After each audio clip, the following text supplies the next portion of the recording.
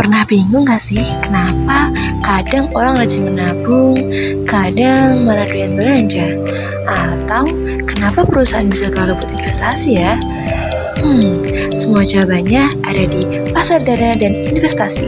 Yuk kita kupas sampai tuntas biar kamu paham. Jadi begini teman-teman, untuk menjawab pertanyaan-pertanyaan tadi, dan kalau kita mau ngerti kemana perginya uang, serta gimana sih ekonomi itu muter, kita harus mulai dari dasarnya dulu, yaitu pasar dana. Eits, bukan ini ya.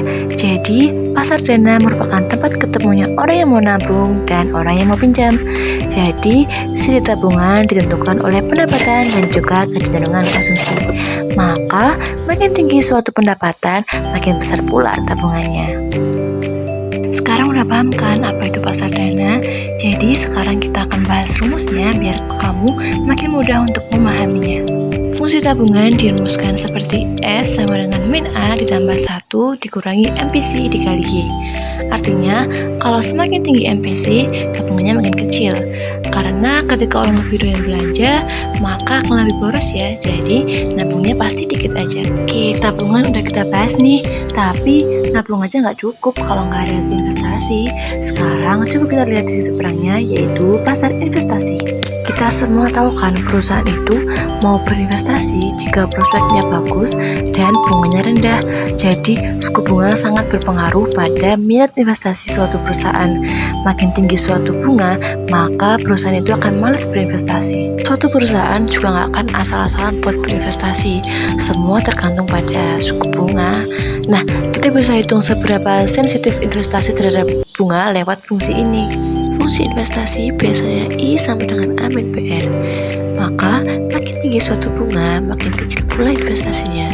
Karena B di sini merupakan sensitivitas investasi terhadap bunga.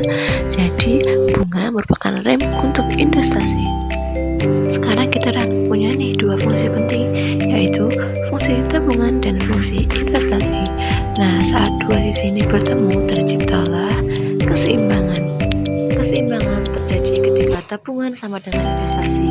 Nah, di titik ini bunga menyesuaikan supaya niat tabungan dan niat investasi itu berimbang.